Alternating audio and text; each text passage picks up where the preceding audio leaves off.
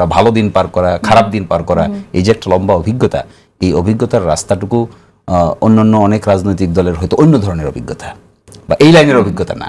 এই হয়তো উনি এটা বোঝাতে চেয়েছেন, কিন্তু এটা কাউকে আন্ডারমাইন হওয়া করার জন্য নয়। কিন্তু আমি ওই একটা যে ফেসবুক স্ট্যাটাসটা নিয়ে এই বিতর্কের সূচনা হয়েছে, বিশেষ করে জুলাই সনদ স্বাক্ষরকে কেন্দ্র করে কিন্তু সূচনা হয়েছে, আপনি দেখবেন। হ্যাঁ, সেই পরিপ্রেক্ষিতেই কথাটি শুরু হয়েছে কি করে, কিন্তু এবং সেটা থেকে ওই জিনিসটাকে বাদ দিয়ে আলোচনা করলে এটার নিশ্চয়ই বাদ দিতে চায় না সেই বিষয়টা আমি আনতে চাই নিশ্চয়ই। কিন্তু সেটা জবাবে কি আপনারা এই কথাটা বলবেন কি না যে জন্ম নিয়ে এই বাপের সঙ্গে পাল্লা দিও না, বা আমরা আপনাদের এত আমলে নিই না, এখনই সমালোচনা করো না, সামনে বহুদূর দেখা যাবে। এটাকে আপনি আমলে নিচ্ছেন না, সেই বিষয়টা একটু বুঝিয়ে বলবেন কেন আসলে। আইসোলেটেড দেখলে প্রপার ইন্টারপ্রিটেশন হবে না, আপনাকে দেখতে হবে তার আগে সিরিজ অফ ইভেন্টসকে কেন্দ্র করে। আপনি যখন একটা ঘটনাকে বিশ্লেষণ করবেন বা টেক্সটকে বিশ্লেষণ করবেন, তখন আপনাকে কনটেক্সট দেখতে হবে। কনটেক্সট ছাড়া টেক্সটের বিশ্লেষণ হয় না। এই কনটেক্সটটা শুরু হয়েছে জুলাই সনদ স্বাক্ষর অনুষ্ঠানে যাওয়া না যাওয়াকে কেন্দ্র করে, এবং এনসিপি সেখানে অংশগ্রহণ করে নাই, স্বাক্ষরও করেন নাই, অন্যান্য রাজনৈতিক দল করেছেন। এটাকে কেন্দ্র করে পরবর্তীতে আমরা দেখেছি একটা ফেসবুক স্ট্যাটাস।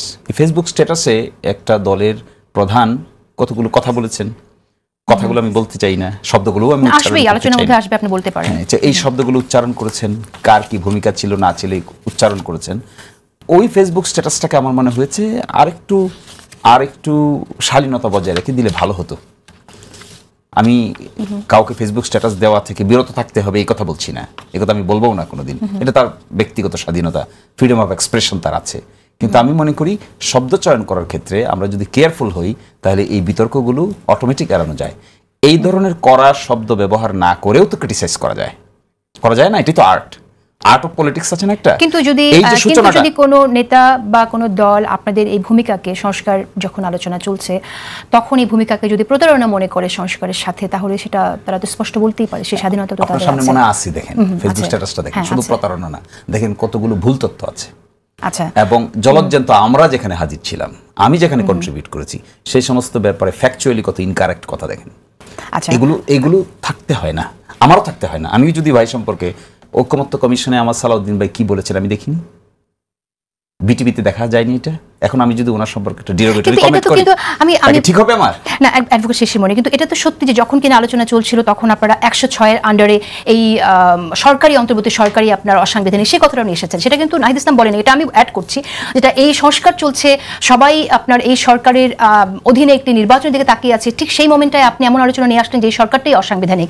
এটা আপনি বুঝতে পারছেন না। তাহলে শুনেন, আপনি প্রশ্নটা না বুঝে করছেন। দেখেন, আমরা বলেছি এই সরকার 106 এর সরকারের চাইতেও অনেক বেশি স্ট্রং সরকার। না, সেই কথাটা আপনি বলতে চেয়েছেন। 106 এর সরকার কাকে বলে? না, আপনি ওই কথাটা বলতে চেয়েছেন এই সরকারকে অনেক ম্যান্ডেট দিতে গিয়ে, আপনি এই সরকারের ম্যান্ডেট অসীম, সেই কথাটা বোঝানোর জন্য আপনি তুলেছেন। কিন্তু এই সরকারের ম্যান্ডেট অসীম, সেটা যদি আপনি প্রমাণ করতে না পারেন, সেটা প্রমাণ করার জন্য আপনার যে কন্ডিশনগুলো দরকার, সেই কন্ডিশনগুলো ফুলফিল না করেন, তখন কিন্তু আপনি এই সরকারকে অসাংবিধানিক জায়গায় ফেলে দিচ্ছেন। আপনার একটা ফাইটিং, না এটা আপনি হয়তো লিগ্যাল আপনি কি কনস্টিটিউশনাল ল পড়েছেন?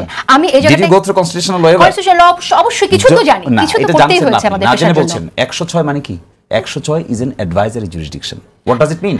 It means একটা অভ্যুত্থানের সরকার আপনি 106 এর সরকার বলতে পারবেন না। সেই জায়গাটা আমি অভ্যুত্থানের সরকারকে আপনাকে 7 আমাকে এক্সপ্লেইন করতে দেন। Issue you raise the issue, I have to answer the question. 7-1 এর যখন জনগণের ক্ষমতা বলে গঠিত সরকার যখন বলবেন this government is much more powerful, এটাকে বলে কনস্টিটিউয়েন্ট পাওয়ার। এটাকে আপনি যখন 106 এর সরকার বলছেন আর আপনি বলছেন যে আমি অবৈধ বলতেছি, আমি অবৈধ বলছি না। আপনি কথাটা শুনেন, আপনি বলছেন যে আমি 106 এর সরকার বলে যখন নির্বাচনের আয়োজন করতে যাচ্ছে এই সময় আমি এটার বৈধতার প্রশ্ন তুলেছি। তাহলে আপনি বুঝেন স্পিরিট বুঝেন না।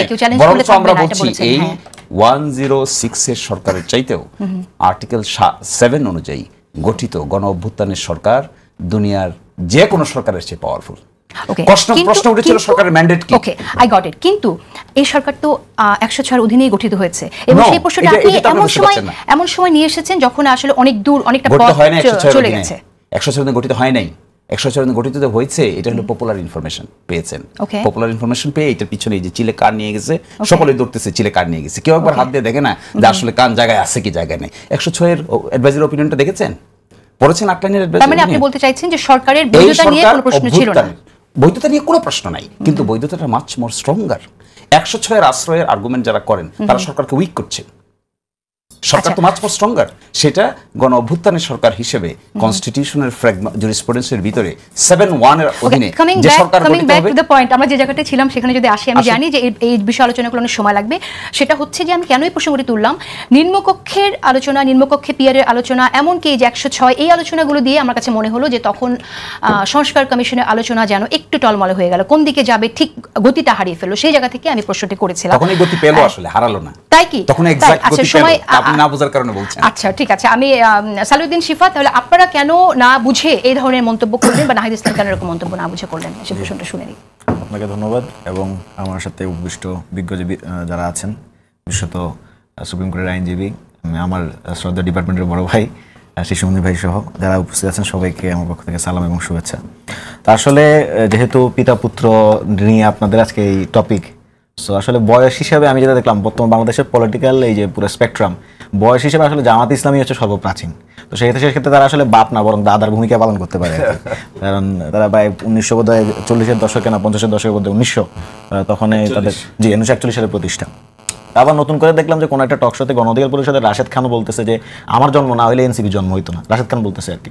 তো এখন আবার রাশেদ খান ভাইদের জন্ম, তো আমরাও তো বেসিক্যালি তাদের সাথেই বেড়ে উঠছি 2018-19-এর দিকে।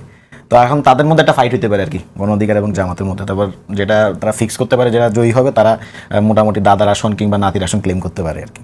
তো এখন ইস্যুটা হচ্ছে কি, অভ্যুত্থান পরবর্তী সময়ে আমরা একটা জিনিস বলেছি, আসলে একটা প্রজন্মগত রূপান্তর ঘটছে, জেনারেশনাল আপনি বলতে পারেন, এটা আপহিবাল বলতে পারেন, চেঞ্জ বলতে পারেন, বা ট্রান্সফরমেশন বলতে পারেন।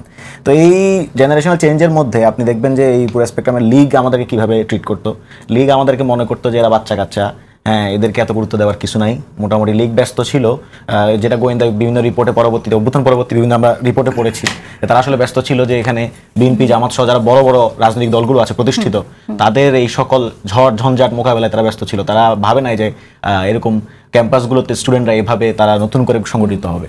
তো সেটা তো লীগের ক্ষেত্রে, আবার বিএনপির ক্ষেত্রেও দেখা যায়, বিএনপিও আমাদেরকে বিএনপির বিভিন্ন নেতাদের সাথে ঠিক আছে সেটা বুঝলাম, আমরা বিএনপিও বলছি জামাতও বলছি, মূল প্রশ্নটা আমি একটু আপনাকে প্রশ্ন করি, সেটা হচ্ছে আপনারা শতভাগ আসবো আমি। আচ্ছা শেষ করেন 30 সেকেন্ডসে। সো বিএনপি বলেন, তারাও এরকম আমাদেরকে বাচ্চা কাচ্চা বলে, এবং নতুন করে এই পালকে যুক্ত হয়েছে জামাত আর কি।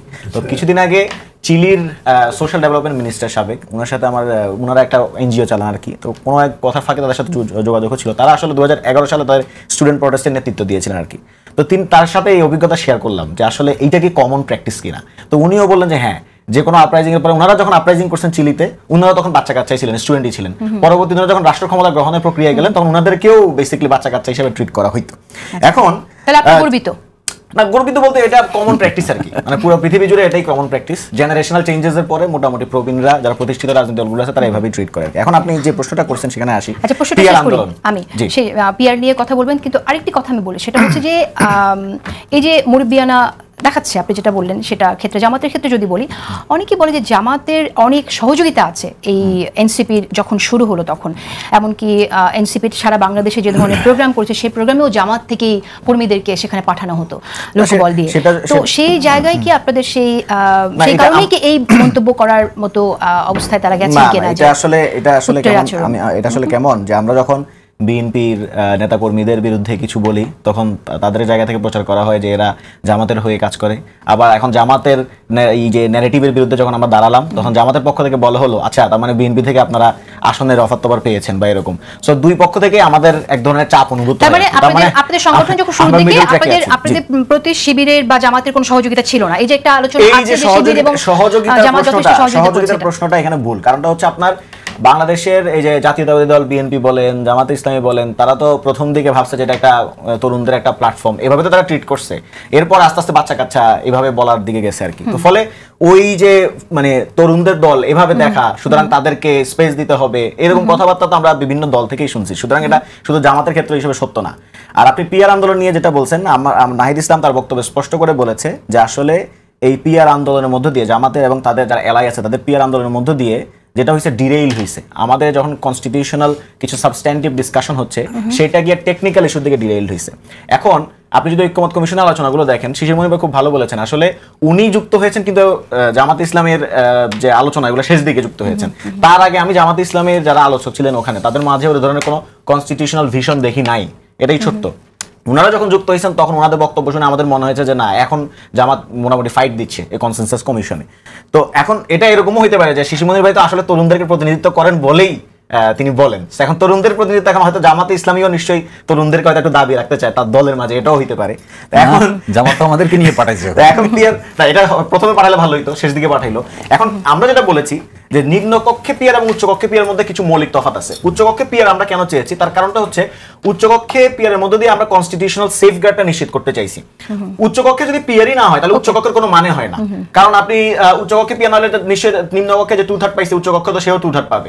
আমরা তো কনস্টিটিউশনাল যে অ্যামেন্ডমেন্ট সেটা যাতে কোনোভাবে 2/3 মেজরিটির বলে পরিবর্তন করা না যায় এবং খামখেয়ালি পূর্ণভাবে কিছু না করা যায়, এই কারণেই তো আমরা উচ্চকক্ষে পিয়ার চেয়েছি। এটা একটা লজিক আছে। কিন্তু না, আমি একদম স্পেসিফিক পিয়ার প্রসঙ্গে আসবো, আপনার কাছে আবার আসবো। আমি একটু আজিজুল বারী হেলালের কথা শুনে নিই। আজিজুল বারী হেলাল, আমরা দেখলাম যে বিএনপি মহাসচিব মির্জা ফখরুল ইসলাম আলমগীর তিনি বলেছেন, সুন্দর কথা বলেছেন, যে কথাটি আমরা বলি সেটা হচ্ছে শত ফুল ফুটবে। তো শত ফুল কি আসলে ফুটছে? আমরা তো দেখছি বারবার বিভাজনই হচ্ছে এবং সেখান থেকে যে বের হয়ে সেটা ঐক্যের রাজনীতির কথা আমরা বলছি বারবার, সেটা দেখছি না। ধন্যবাদ। দেখেন, বাংলাদেশে এখন যে ফেব্রুয়ারি মাসের নির্বাচনের যে নিয়ে মানুষের যে আশঙ্কা, মানুষের যে সংশয় ছিল, আমরা কিন্তু সেটা অনেকটা এখন দেখছি যে কেটে গেছে। অনেক দল, সমস্ত দলই নির্বাচনের দিকে ঝুঁকে পড়েছে। এটা একটা আমাদের বড় সাকসেস। আর শত ফুল ফুটবে, শত মত প্রতিষ্ঠিত হবে, এটা আপনার পলিটিক্যাল অঙ্গনে বা যে কোনো সভা সমাবেশে আমরা এই কথা বলি, সবাই সবার মত প্রকাশ করবে। আপনার freedom of press, freedom of expression যেগুলোকে বলে। কিন্তু বাংলাদেশের রাজনীতিতে একজন ব্যক্তি ছিল, জেনারেল হোসেন মোহাম্মদ এরশাদ। দেখবেন যে সকালে এক কথা বলতো, বিকালে এক কথা বলতো, আবার 2 দিন পরে তার চেঞ্জ করে যেত। কখন যে কি বলতো, যে রাজনীতিতে শেষ কথা বলে কিছু নেই, এই কথাটা যেমন স্বতঃসিদ্ধ, এরশাদ ছিল তার একটা রোল মডেল, যে রাজনীতিতে শেষ কথা বলে। এখন আমি দেখি এরশাদ নেই, কিন্তু তার সেই কথার কিছু ধারক এবং বাহক বাংলাদেশে আছে। যেমন দেখেন আমাদের শিশির মনির, অ্যাডভোকেট শিশির মনির, আপনি তার পরিচয় দিচ্ছেন যে advocate supreme court, I do appreciate it, but তার কিন্তু একটা রাজনৈতিক পরিচয় আছে, তাই না? রাজনৈতিক পরিচয় আছে। যেমন আমাদের একটা এনসিপির একটা রাজনৈতিক সংগঠন, আমাদের একটা রাজনৈতিক পরিচয় আছে। আমার মনে হয় এটা সবাই জানেন যে শিশির মনির জামাতের একজন নেতা, কমফোর্টেবল জোনে আছে, কিন্তু সে জামাতের প্রতিনিধিত্ব করছে এটা আপনি বলতে পারছেন না, যে তাকে আপনি সুপ্রিম কোর্টে একজন লয়ার হিসেবে প্রতিষ্ঠিত, সে লয়ার, সেটা বলছেন। এরশাদ সাহেবের এই যে কথা ঠিক থাকতো না। আমি এখন দেখি বাংলাদেশের বিভিন্ন রাজনৈতিক দল, যেমন এই শিশির মনির ভাইদের দল বলছিল, শিশির মনিরদের দল, যে পিআর ছাড়া নির্বাচন হবে না, পিআর ছাড়া জুলাই সনদ স্বাক্ষর করব না। তারপরে জুলাই সনদ স্বাক্ষর তো করলেনই, করলেন না? জুলাই সনদ স্বাক্ষর করলেন। এখন বলছেন যে মুরব্বীদেরকে, মানে পিতাকে ডিঙ্গিয়ে যাবেন না। পরোয়ার ভাই আমাদের খুলনার প্রোগ্রামে বলছে, আমাদের সেক্রেটারি পরোয়ার ভাই, আমাদের এলাকার বলে, আমি ভাই বলে ডাকি, আমাদের এলাকার উনি বড় ভাই, উনি বলছে যে মুরব্বীদের ডিঙ্গায় যাবেন না, আপনাদের জন্ম দিয়েছি আমি, তাইলে আমরা যে আগে বলতাম যে আপনার এনসিপি নিজেদের ইন্ডিপেন্ডেন্ট দল না হয়ে অন্য একজন ভাবশিষ্যে পরিণত হচ্ছে, আমরা গত কিছু রাজনীতিতে আমরা দেখেছি। পরোয়ার ভাই সেটা হাটে হাড়ি ভেঙে দিল, যে আসলে একটা নেক্সাস ছিল জামাত এবং এনসিপির সমস্ত অংশ না, এনসিপির কিছু অংশ, তাদের মধ্যে ইসলামী ছাত্র শিবির যেভাবে আপনার কেবল ফ্লেস করে বিভিন্ন সংগঠনের মধ্যে থাকতো, ঠিক একইভাবে ওদের মধ্যেও, এনসিপির মধ্যেও ছিল। সেটা পরোয়ার ভাই প্রমাণ করলো। ছিল নাকি এখনো আছে? কারণ আমরা তো শুনি যে এখনো অনেক লোক এনসিপির ভিতরে রয়ে গেছে। একই জিনিস ছিল, আছে একই জিনিস, যে তাদেরকে আমি জন্ম দিয়েছি, বাপের আগে যেও না। তাইলে তো পরোয়ার ভাই, এটা আমি পলিটিক্যাল রেটরিক হিসেবেই নেব, কারণ এই উপমহাদেশের সবচেয়ে পুরনো দল কংগ্রেস, কংগ্রেসের পরে যে দলটি তৈরি হয়েছে সেটা হলো মুসলিম লীগ আর হিন্দু মহাসভা, তাই না? এরপরে নতুন রাজনৈতিক হিসেবে দল হিসেবে আবির্ভূত হয়েছিল মুসলিম লীগের গর্ভ থেকে বের হয়ে এসে আওয়ামী লীগ। মুসলিম লীগ যদি বলে যে তোমাদের আমি জন্ম দিয়েছি, তোমরা আমার উপরে যেও না, এটা তো আসলে ইললজিক একটা কথাবার্তা। আবার দেখবেন 71 সালে যখন আপনার আওয়ামী লীগ থেকে বের হয়ে জাসদ একটা তৈরি হলো, তাই না? এরপরে আমাদের জন্ম হলো, তো আমরাই সবচেয়ে নবীন দল এইখানে। আর এরপরেই এর সাথে জাতীয় পার্টি। অতএব রাজনৈতিক আপনার বিভাজনগুলো, রাজনৈতিক দলগুলো এইভাবেই সৃষ্টি হয়, মতের, পথের, আদর্শের পার্থক্যের এইভাবে তৈরি হয়। সুতরাং পরোয়ার ভাই যেটা বলছে যে আমি তোমাদের জন্ম দিয়েছি, এই কথাটা বলে তিনি প্রকারান্তরে প্রমাণ করেছে যে আপনার এনসিপি ভিতরে যে ইসলামী ছাত্র শিবির বা জামাতের লোকজন গুপ্তভাবে ছিল, থাকার ফলে এই যে গত 12 মাসে আমাদের যে রাজনৈতিক বিশৃঙ্খলা, তর্ক বিতর্ক নানান রকম তৈরি হয়ে হাসিনার বয়ান কিন্তু এখন আসতে শুরু করেছে। তবে সেখান থেকে একটা আল্লাহর রহমত হয়েছে যে আমরা জুলাই সনদে স্বাক্ষর করেছি সবাই। এখন জানি না এরশাদের মতো আবার এখন আবার জামাত বলছে তারা 5 বছর 5 দফা আন্দোলন এবার মাঠে যাবে। আমি এগুলো আসলে বুঝি না যে রাজনীতি কোন ধরনের পলিটিক্স এটা। আপনি জুলাই সনদে স্বাক্ষর করে না আবার 5 দফা দাবি নিয়ে একটি মাঠে আমরা এমনকি আমরা শুনেছি যে স্বাক্ষর প্রত্যাহার করা হতে পারে আইনি সনদ। তার মানে কি? অফকোর্স করবেন না, এখানে এই যে পরোয়ার ভাই যেটা বললো না, দেখেন কেন করব, কোন শর্তে করব এটা শুনবেন না। দেখেন এটা কত এনসিপি কে বলছে তোমরা বাচ্চা আমাদের উপরে যেও না। জামাতের এই আচরণে তো আরো চাইল্ডিশ, মানে আমি চাইল্ডিশ চাইল্ড লাইক আর কি। এটা তো আরো আপনার শিশুতোষ কথা হয়ে গেল যে আপনি স্বাক্ষর করছেন, আবার করছেন যে আমি 5 দফা দাবি নিয়ে আন্দোলন করছি, আবার করছেন আমি সরিয়ে নেব। ওই যে এরশাদ যেভাবে বাংলাদেশের রাজনীতিকে একটা মানে হাস্যকর বানিয়েছে, এখন অন্য স্পষ্ট করে বুঝতে চাই আসলে জামাতের অবস্থান, জামাত স্বাক্ষর করেছেন, কিন্তু আমি আপনি দেখেন আমাকে বাংলাদেশের বিএনপি এবং আওয়ামী লীগ ছিল দুটি সিনিয়র রাজনৈতিক দল এবং মোটামুটি বাংলাদেশের দুটি পপুলার রাজনৈতিক দল। আওয়ামী লীগ তার রাজনীতির আপনার খারাপ রাজনীতির কারণে রাজনীতি থেকে সরে গেছে। এখন জামাত বা জাতীয় পার্টিরা ছিল দ্বিতীয় সারির একটা রাজনীতি দল। প্রথম সারিতে এসে যেহেতু আওয়ামী লীগের বিদায় হয়েছে, আমার ধারণা ছিল এনসিপিরা ওই জায়গাটা দখল নিতে পারবে, ওই শূন্যতা পূরণ করতে হবে। কিন্তু ওই যে বললাম ভাবশিষ্যে পরিণত হয়েছিল বিধায় আজকে দ্বিতীয় সারির দল থেকে জামাত প্রথম সারিতে এসে রাজনীতির কোনো ব্যাকরণ, রাজনীতির কোনো নর্মস, রাজনীতির কোনো মানে আপনার যে সমস্ত চিরকালীন নিয়ম কানুন কোনো কিছুই মানছে না। যেহেতু ওই যে দ্বিতীয় শ্রেণীর একটি দল, দ্বিতীয় সারির একটি দল প্রথম সারিতে এসে এখন যেহেতু শূন্যস্থান পেয়ে আসে, এখন রাজনীতিতে বিভিন্ন কথাবার্তা বলে। তবে আমি ধন্যবাদ জানাবো যে জুলাই সনদে স্বাক্ষর করেছেন। এই ঐকমত্য কমিশন এই ড্রাফট তাদেরকে দেখাইতে পারে নাই। ড্রাফট তারা বারবার চেয়েছে, আমরাও বলেছিলাম যে ড্রাফটটা দেখানো দরকার, কারণ যে রোডম্যাপটা ঠিক হয়েছে, স্বাক্ষর করলেন, তারপরেরটা কাজ কি? আদেশ জারি হবে, তারপরের কাজ কি? রেফারেন্ডাম হবে, গণভোট হবে, তারপরের কাজ কি? পার্লামেন্ট গঠিত হবে। এখন যেহেতু জুলাই ঘোষণা নিয়ে একবার এই প্রশ্ন এসেছে যে জুলাই ঘোষণাটা সকলকে অবহিত না করেই একটা কোঠারি থেকে ড্রাফট করে এটাকে বাস্তবে রূপান্তর করার জন্য ঘোষণা করা হয়েছে, এখানে এসে প্রশ্ন দাঁড়ালো যে কতগুলো ডিসেন্টিং দিয়ে রেখেছে বিএনপি। তারা উচ্চ কক্ষে পিআর চায় না। ঐকমত্য কমিশন রুলিং দিয়ে দিয়েছে যে উচ্চ কক্ষে পিআর হবে, নিম্ন কক্ষে সাধারণ হবে, উচ্চ কক্ষে 105 সদস্য বিশিষ্ট হবে। কিন্তু বিএনপি সেখানে ডিসেন্টিং দিয়েছে যে নো, তারা উচ্চ কক্ষে পিআর চান না। বিএনপি আরেক জায়গায় ডিসেন্টিং দিয়েছে যে একই ব্যক্তি দলের প্রধান এবং সরকার প্রধান হতে পারবে না, সেখানে বিএনপি ডিসেন্টিং দিয়েছে। বিএনপি আরো আমরা আগে থেকে শুনে আসছি যে এই জায়গাগুলোতে ঐকমত্যে পৌঁছে যায়। এই ডিসেন্টিং দেওয়ার পরে তখন এসে এনসিপি কোয়েশ্চেন তুললো যে এত বড় বড় বিষয়ে যদি ডিসেন্টিং থাকে তাহলে গণভোটে যাবে কোন সেট অফ প্রশ্ন, ডিসেন্টিং সেট নাকি এগ্রিং সেট? যদি ডিসেন্টিং সেটেই জনগণের কাছে যায় তাহলে দ্যাট উইল বি কনফিউজিং। তখন প্রশ্ন আসলো যে এত মেজর রিফর্ম থেকে যদি সরে আসতে হয়, বিএনপির ডিসেন্টিং এর কারণে যদি মেজর রিফর্ম থেকে সরে আসতে হয়, তাহলে এত আলোচনার কি অর্থ হলো? এত ডিসকাশনের কি মিনিং হলো? তাহলে তো তারা মেজর জায়গায় রিফর্ম অ্যাকসেপ্ট করছে না। মেজর জায়গায় রিফর্ম অ্যাকসেপ্ট না করে ছোট ছোট বিষয়ে আপনি 84টা অ্যাকসেপ্ট করলেন, কি হলো তাতে? গণভোটটা তো বিএনপি চায়নি, গণভোটের ব্যাপারটা এনসিপি দাবি ছিল, আপনাদের দাবি ছিল। হ্যাঁ, সকলে দাবি করেছে একমত হয়েছে। তাহলে আমি বলেছিলাম আপনাকে যে আমি একটা ক্লাসিফাইড ইনফরমেশন দিব আপনাকে, সেটা কি? তাহলে যখন প্রশ্ন আসলো যে জুলাই সনদ স্বাক্ষরিত হবে, পরবর্তীতে আদেশ হবে, আদেশে কি লেখা থাকবে এটা জানতে চাইতে পারে না একটা পলিটিক্যাল পার্টি? বিএনপি জানতে চাইতে পারে, জামাত জানতে চাইতে পারে, এনসিপি জানতে চাইতে পারে। তারা ক্লিয়ার রোডম্যাপ চেয়েছে যে আমাদেরকে আগে এখানে একটা আদেশের মধ্যে কি কি জিনিস ইনকর্পোরেটেড থাকবে, এই ইনকর্পোরেশন রোডম্যাপটা আমাদেরকে দেখান। আমার ধারণা, এখন আমি দেখছি আগামীকালকে এই আদেশের ড্রাফট কপি নাকি আগামীকালকে ঐকমত্য কমিশন সরকারকে দেখানোর চেষ্টা করছে। যদি আগামীকালকে আদেশের ড্রাফট বের হয় এবং সেই ড্রাফটে এনসিপি খুশি হয়, সকলেই দেখেন যে সত্যিকার অর্থে implementation mechanism is clear, There is no bar, there is no obstruction. BNP is not creating an কিন্তু জাতীয় obstruction. ঐকমত্য কমিশন কখনোই কিন্তু বলেনি যে ইমপ্লিমেন্টেশন কিভাবে হবে আমরা সেটা নির্দেশ করব না। আমরা কিন্তু বরাবরই শুনে আসছি এক্সপার্টদের সাথে কথা বলে জাতীয় ঐকমত্য কমিশন এটা সামনে নিয়ে আসবে যে কিভাবে ইমপ্লিমেন্ট করা হবে। তাহলে শুনেছেন, আমি তো বলছি আপনাকে সিদ্ধান্তটা কি হয়েছে। সিদ্ধান্ত হয়েছে কি হবে, একটা আদেশ হবে। একটা আর্গুমেন্ট সেখানে হয়েছিল যেটা কি কনস্টিটিউশনাল প্রভিশনাল কনস্টিটিউশন আদেশ হবে নাকি জুলাই সনদ বাস্তবায়ন আদেশ হবে। আমাদের সালাউদ্দিন ভাই সেখানে বলেছিলেন যে একটা অর্ডিন্যান্স হবে।